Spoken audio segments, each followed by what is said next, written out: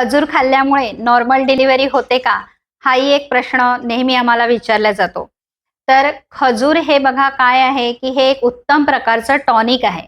आयुर्वेदानुसार खजूर हे बल्य आहे, वृक्ष आहे, म्हणजे त्यांनी स्पर्म क्वालिटी, क्वांटिटी इम्प्रूव्ह होते, ताकद देणारा आहे.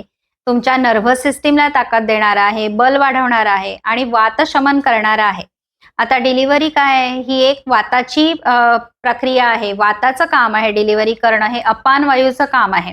तर अशा खजुराने वाताचं शमन होतं, वाताची गती नॉर्मल दिशेला राहू शकते आणि त्यामुळे डिलिव्हरी नॉर्मल व्हायला मदत होते.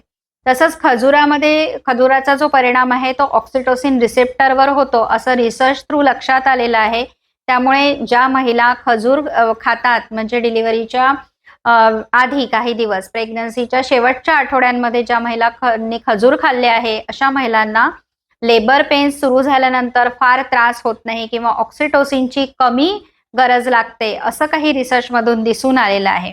तर त्याच्यावर आपण एकच म्हणू शकतो, की वातशमन हे खजुराचं काम तिथे झालेलं दिसतं आहे आणि वाताचं कार्य नॉर्मल असेल तर नॉर्मल डिलिव्हरी होण्यासाठी त्याचा निश्चितच फायदा होतो.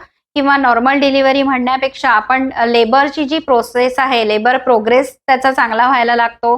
सर्व्हायकल डायलेटेशन व्यवस्थित व्हायला लागतं. शिवाय खजूर खाल्ल्यामुळे त्या महिलेचं हिमोग्लोबिन चांगलं राहतं, तिच्यामध्ये ताकद येते.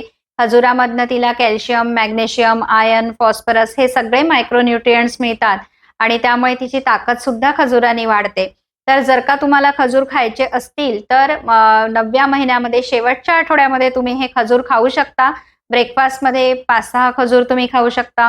नुसते खाण्यापेक्षा त्यामध्ये थोडंसं तूप टाकून खा, म्हणजे तुम्हाला अजून चांगला फायदा होईल. तूप सुद्धा वातशमक आणि स्ट्रेंथ वाढवणारा आहे. त्यामुळे आयुर्वेदामध्ये 9व्या महिन्यात तूप खायला सुद्धा सांगितलेलं असतं. परंतु ह्या दोन्ही गोष्टी कॅलरीज वाढवणाऱ्या आहे. त्यामुळे एखाद्या महिलेचं वजन तसंच जर का जास्ती वाढलेलं असेल किंवा तिच्या बेबीचं वेटही जास्ती असेल, तर अशा केसमध्ये मग हे खजूर आणि तूप अशा खूप पौष्टिक गोष्टी खाणं फारसं फायद्याचं ठरत नाही. नॉर्मल डिलिव्हरी होणं हे बऱ्याच गोष्टींवर अवलंबून असतं. त्यामुळे फक्त खजूर खाऊन नॉर्मल डिलिव्हरी होते असं अजिबात नाही आहे. नॉर्मल डिलिव्हरी होईल की नाही होणार हे तुमचे गायनेकॉलॉजिस्ट तुम्हाला व्यवस्थित सांगू शकतात.